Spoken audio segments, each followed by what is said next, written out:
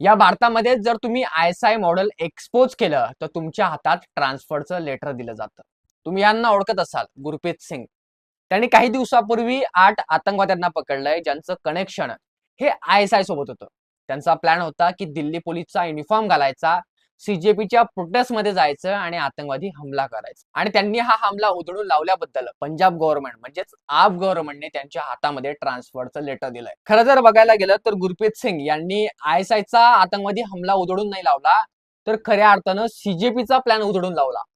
कारण जर हा आतंकवादी हमला सक्सेसफुल झाला असता तर CJPचे प्रवक्ते म्हणाले असते की केंद्र सरकारने विद्यार्थ्यांवर बॉम्ब टाकले, RSSने CJPच्या प्रोटेस्टमध्ये आतंकवादी हमला केला, हिंदुत्ववादी संघटनांनी CJPच्या प्रोटेस्टमध्ये आतंकवादी हमला केला.